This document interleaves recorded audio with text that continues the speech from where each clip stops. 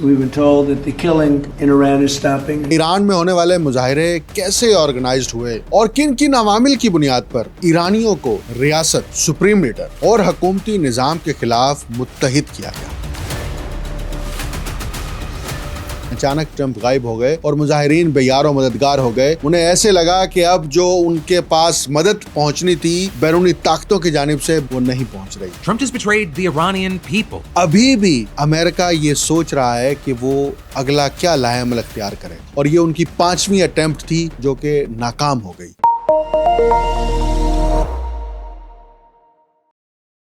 آپ دیکھ رہے ہیں انٹولڈ سٹوری ود ڈاکٹر اکمل سومرو۔ آپ سوچ رہے ہوں گے، میں بھی یہی سوچتا رہا ہوں کہ ایران میں ہونے والے مظاہرے کیسے آرگنائزڈ ہوئے اور کن کن عوامل کی بنیاد پر ایرانیوں کو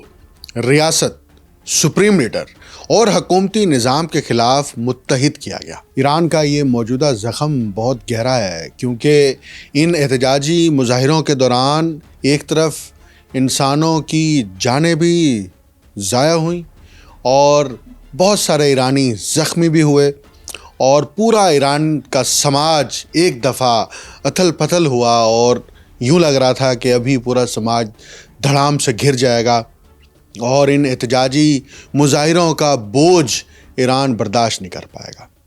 اس لیے زخم ابھی تازہ ہے، لیکن ایران کی حکومت اور قیادت نے انتہائی دور اندیشی کے ساتھ ان مظاہروں کو نہ صرف کنٹرول کیا بلکہ داخلی طور پر جو انتشار پیدا ہونے کا خدشہ تھا اس پر بھی قابو پا لیا۔ واشنگٹن اور اسرائیل جو پہلے خلیجی ریاستوں کی جانب سے حمایت حاصل کرتے رہے اور انہیں یہ امید تھی کہ وہ ایران کے اندر اٹیک کرنے کے لیے ان ریاستوں سے مکمل طور پر تعاون اور مدد حاصل کرنے میں کامیاب ہو جائیں گے، لیکن جب اسٹریٹجک تجزیوں نے اور پھر خلیجی ریاستوں کی خود سے مزاحمت نے سیاسی نقشہ ہی مکمل طور پر تبدیل کر دیا، اور امریکہ کو اس کے بڑے اتحادی خاص طور پر اسرائیل کو اس بات سے روک دیا گیا کہ وہ ایران پر اگر اٹیک کریں گے تو ایک بڑی سطح پر اس پورے جغرافے کے اندر خانہ جنگی کی صورتحال پیدا ہو سکتی ہے۔ اور اسی طرح ٹرمپ کی جانب سے ابتدائی طور پر جب روزمرہ کی بنیاد پر بیانات آ رہے تھے تو مظاہرین کو ایک امید دی جا رہی تھی کہ وہ اپنے احتجاج کو تحریک میں بدلیں اور اس تحریک کو اتنا مضبوط کریں کہ وہ ایران کے پورے نظام کو دھڑام سے گرا دے۔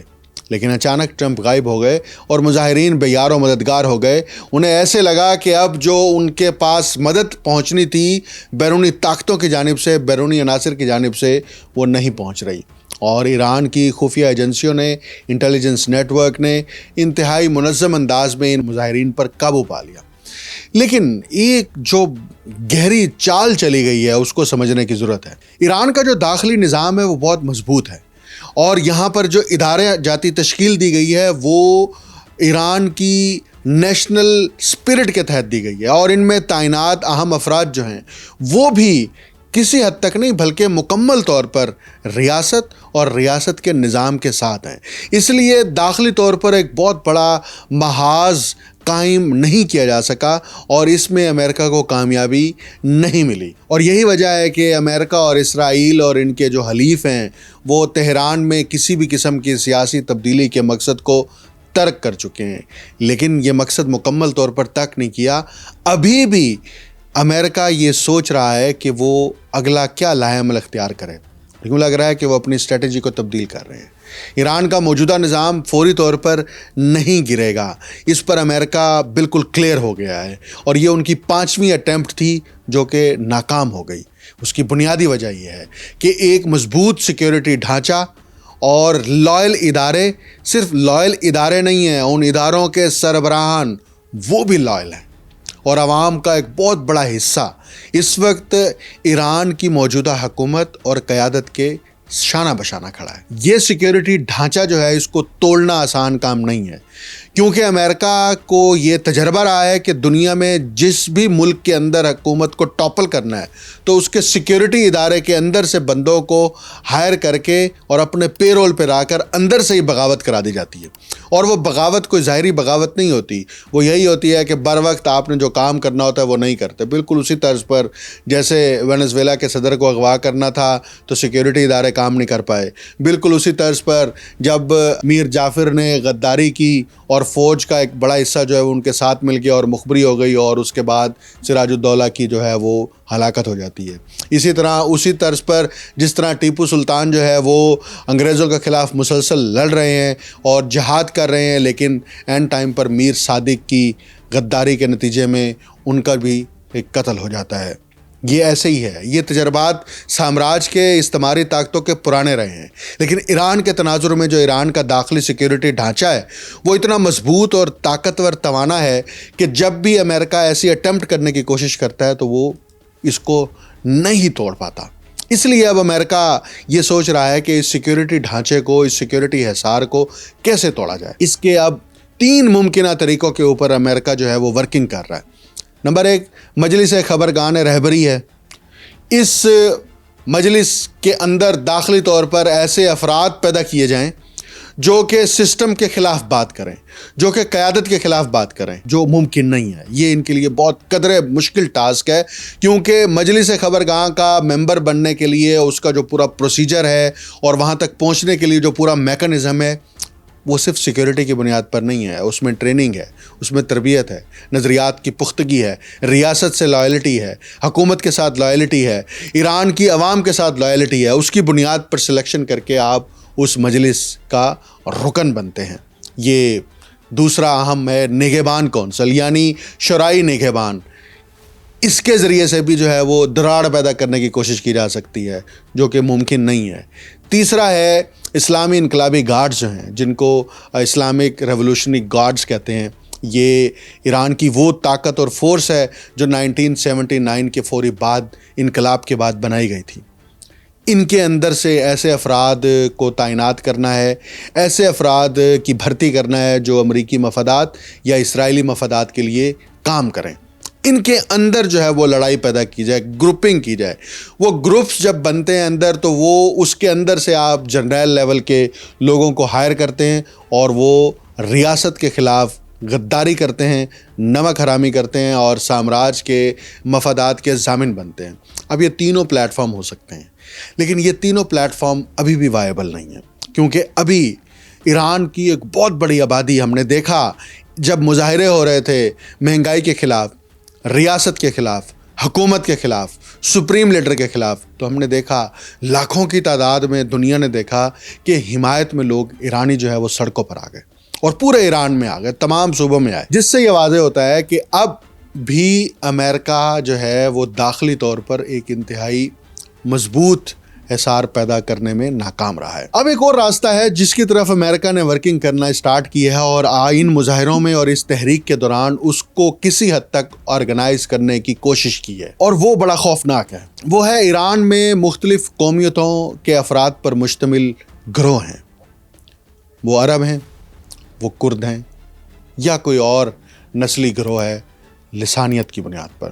ان کو ایران کے سسٹم کے خلاف, ایران کے اتحاد کے خلاف اکسانا ہے. کس نام پر, کس عنوان کے تحت؟ علیحدگی پسندگی کے عنوان کے تحت, علیحدہ ہونے کے عنوان کے تحت, اپنے حقوق کے, انسانی حقوق کے نام پر. اب ایران میں علیحدگی پسند تحریکوں کو فائنانس کرنے کا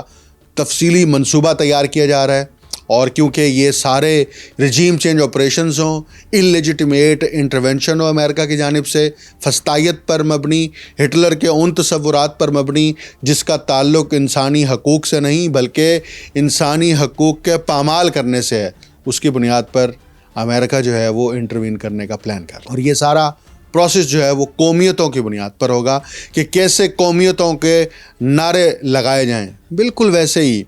جیسے 1920s میں سب کانٹیننٹ کے اندر اور 1920s میں ہی عرب کے اندر ایک ہی مقصد کو 2 مختلف طریقوں سے حاصل کیا گیا. جب دیکھا کہ ہندوستان کے اندر 2 بڑی قومیں آباد ہیں, مسلمان اور ہندو, ان دونوں کو مذہب کا نعرہ لگا کے ڈیوائیڈ کیا گیا, تقسیم کر کے ان کو آپس میں لڑا کے ان کی طاقت کو کمزور کیا گیا، کیونکہ یہاں پر نعرہ جو ہے وہ مذہب کا لگنا جو ہے وہ سامراج کے مفادات کے تابع تھا۔ لیکن جب عرب کا معاملہ آیا، سلطنت عثمانیہ کو توڑنا تھا، خلافت عثمانیہ کا خاتمہ کرنا تھا، تو وہاں پر وہ مذہب کی بنیاد پر یونٹی تھی، تو وہاں پر انگریز سامراج نے نعرہ لگایا نیشنلزم کا، قومیت کا، عرب نیشنلزم کا، اور وہ عرب نیشنلزم کا نعرہ لگا کے سلطنت عثمانیہ کو توڑا۔ اب ایران کے اندر بھی انہی قومیتوں کی بنیاد پر عوام کو تقسیم کرنے کا پلان کیا جا رہا ہے، اور اس میں علیحدگی پسند گروپ ہیں، ان کو ہوا دینی ہے، ان کو مضبوط کرنا ہے، اور ایسے لوگ جو روحانیت مخالف تحریکوں کے اعلی کار بن سکتے ہیں ان کو اس کے ساتھ شامل کرنا ہے، جس کے اندر ایران میں کچھ علاقے جو ہیں وہ اس میں بڑے پوٹینشل ان کو لگ رہے ہیں کہ یہاں پر یہ سارا کچھ کیا جا سکتا ہے۔ اس کی تفصیل میں جائیں تو جنوب مغربی صوبہ خوزستان، جہاں کئی عرب ایرانی اپنے مسائل رکھتے ہیں اور ان کو عرب ہونے کی وجہ سے ان کی اپنی اسکول آف تھاٹ اور اورینٹیشن ہے۔ مغربی سرحدی علاقے ہیں بشمول کردستان اور مغربی آذربائیجان، جہاں کرد علیحدگی پسند سرگرم ہیں، اور پاکستان کے نقطہ نظر سے بلوچستان کے اضلاع سیستان بلوچستان اور خراسان کے کچھ حصے، جہاں حکومت مخالف بلوچ بغاوتی گروپ اپنی کارروائیاں جاری رکھتے ہیں اور رکھے ہوئے ہیں۔ ان ایجز کے اوپر ایسی قومیتیں، ایسے گروہ جو ایران کی سالمیت کے خلاف مؤثر ٹول ہو سکتے ہیں، اور ان بارڈرز کے اوپر جا کے ان کو آرگنائز کر کے علیحدگی پسند کی تحریکیں کھڑی کی جائیں، اور ان تحریکوں کا ہدف کیا ہوگا کہ ایران کو داخلی طور پر کمزور کیا جائے، اور پبلک کی جو سپورٹ ہے، پبلک کی یونٹی اور جو طاقت ہے اس کو توڑا جائے۔ اس کے لیے جو ایران کے دشمن ہیں انہوں نے پہلے ہی جو ہے یہ طے کر لیا اب کہ مزاحمت کے محور کو جو ہے وہ اب ہٹ کریں گے، یعنی ایکسس آف ریزسٹنس جو ہے اس کو ہٹ کریں گے، اور اس کے ذریعے سے اپنے جو ایران کے اندر پراکسیز ہیں ان کو کھڑا کیا جائے گا، یا ان کو فعال کیا جائے گا، یا ان کو کنٹرول کیا جائے گا، یا ان کو فائنانس کیا جائے گا۔ اب اس کا مقصد یہ ہے بنیادی طور پر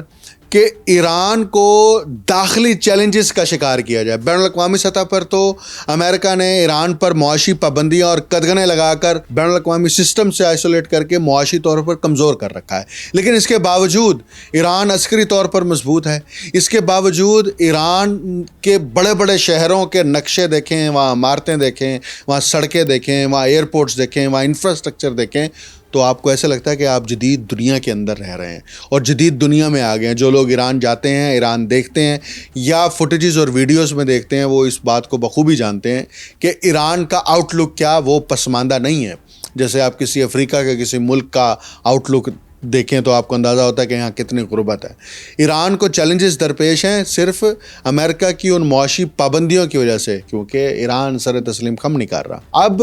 ان گروہوں کے ذریعے سے سیاسی مزاحمت پیدا کرنی ہے، مسلح جدوجہد کا آغاز کرنا ہے، اور ایران کی جو فورسز ہیں ان کو انگیج کرنا ہے مختلف ایکٹیویٹیز کے ذریعے سے۔ وہ ایکٹیویٹیز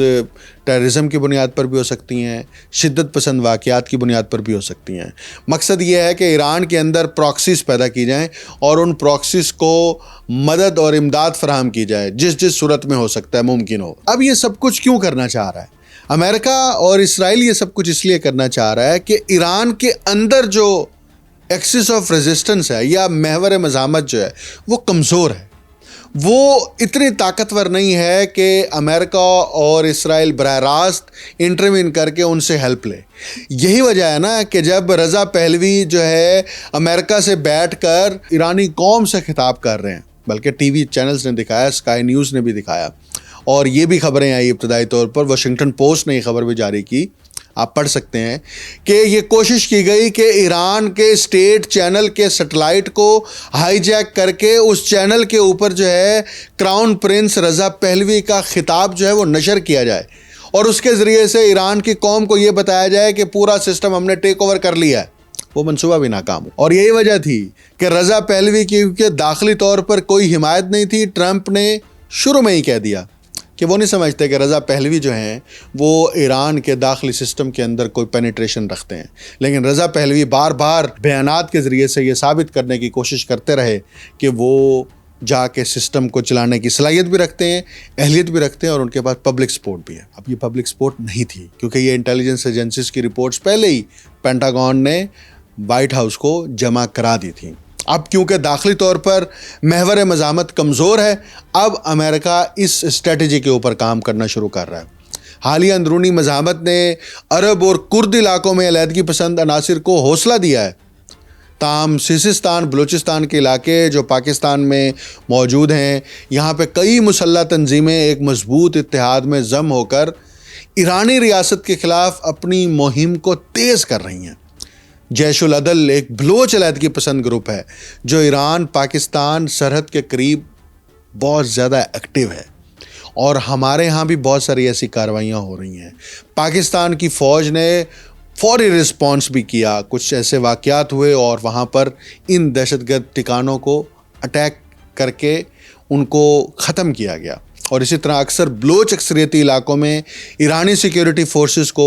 نشانہ بنایا جاتا ہے۔ یہ گروپ اب خود کو پیپلز فائٹرز فرنٹ کہتا ہے۔ اس کے علاوہ اور بھی جو 3 چھوٹے مسلح گروپ ہیں، نصر موومنٹ ہے، پیدا بلوچ موومنٹ ہے، اور محمد رسول اللہ گروپ ہے، اس نئے اتحاد میں ضم ہوتے چلے جا رہے ہیں کیونکہ وہ اس بارڈرز کے اوپر ایسا سیکیورٹی زون بنا رہے ہیں جس کے تحت وہ یہ سمجھتے ہیں کہ یہاں پر ایک مستقل طور پر انریسٹ ہوگا۔ ان کو اسلحہ بھی باہر سے پہنچ جاتا ہے، ان کو دوسری مدد بھی باہر سے پہنچ جاتی ہے۔ مقصد یہ ہے کہ اس ریجن کے اندر کیسے انسرٹینٹی پیدا کی جائے۔ اب ان گروپوں کو اس مزاحمتی تحریک جو کہ احتجاج کی صورت میں تھی،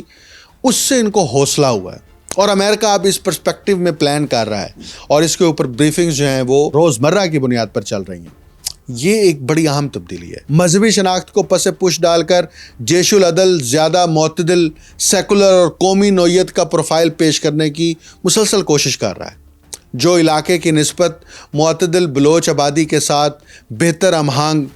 رکھتا ہے، اور وہ یہ امپریشن بھی دے رہے ہیں کہ یہ سارا کچھ ہے۔ اسی طرح یہ گروپ جو ہے وہ دیگر قومی بغاوتی تحریکوں جیسے بلوچ تنظیمیں BLF اور BLA اور کرد گروپ PJAK کے نظریات کے ساتھ بھی ہم آہنگ ہو رہا ہے، اس کے ساتھ بھی یونٹی پیدا کرنے کی کوشش کر رہا ہے۔ یہ تبدیلی جو ہے بلوچ گروپ اور ایرانی کمیونٹی اور اسی طرح دیگر بیرونی حامیوں سے مالی اور دیگر مدد کے امکانات کو آہستہ آہستہ بڑھا رہی ہے، اور اسٹریٹجک طور پر یہ تبدیلی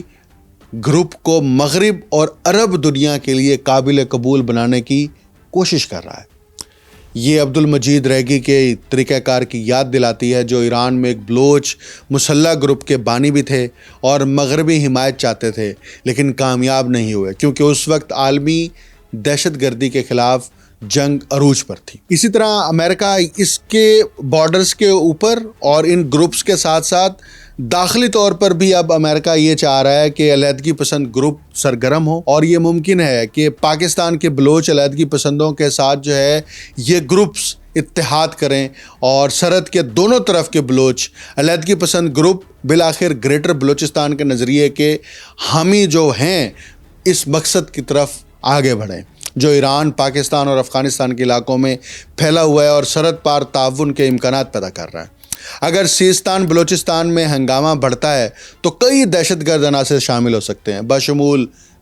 کے عناصر اور وہ مسلح گروہ جو